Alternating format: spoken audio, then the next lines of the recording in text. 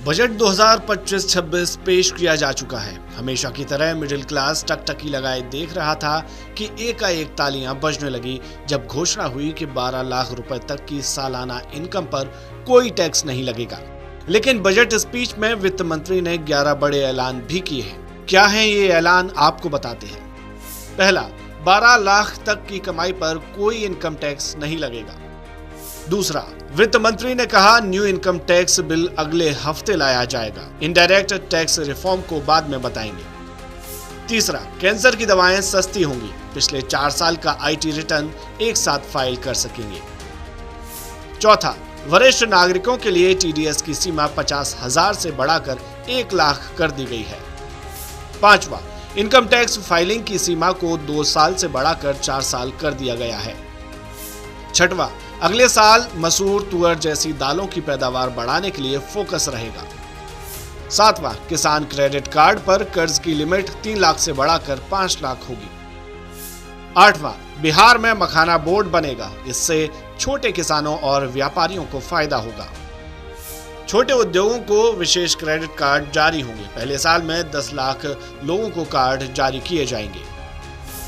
10वां, MSME के लिए loan guarantee cover 5 crore से बढ़ाकर 10 करोड़ तक का कर दिया गया है। 1.5 लाख करोड़ तक का कर्ज मिल सकेगा। 11वां, स्टार्टअप के लिए लोन 10 करोड़ से बढ़ाकर 20 करोड़ रुपए तक का किया जाएगा। गारंटी फीस में भी कमी होगी। हमारी फाइनेंस मिनिस्टर निर्मला सीतारमण जी ने एक बहुत ही जबरदस्त इस प्रकार का बजट पेश किया है। विशेष रूप से इसको हमारे मध्यम वर्ग के लिए ड्रीम बजट कहा जा सकता है। ऐसा बजट उन्होंने पेश किया है, इसलिए मैं उन्हें बहुत बहुत बधाई देता हूं। विशेष रूप से इनकम टैक्स का एग्जम्पशन स्लैब जिस प्रकार से परिवर्तित किया गया है और 12 लाख रुपए तक कोई इनकम टैक्स नहीं लगेगा, ये जो घोषणा है ये निश्चित रूप से एक मील का पत्थर भारत की अर्थव्यवस्था के इतिहास में साबित होगा। 7 लाख से सीधा 12 लाख का जंप। और मैं बता देना चाहता हूं कि 2014 में मोदी सरकार ने ही 2.5 लाख तक एग्जम्पशन लिमिट लेकर वो गए थे। वहां से लेकर अब 12 लाख तक का ये सफर हमारे मिडिल क्लास, सैलरीड और हमारे जो नए तरुण है, इनके लिए एक बहुत ही सुखकारी इस प्रकार का अनुभव होगा।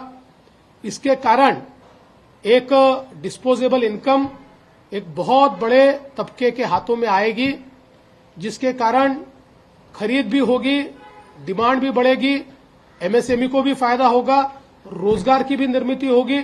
तो एक प्रकार से इसका एक बड़ा अर्थव्यवस्था पर इफेक्ट हमको दिखाई देने वाला है।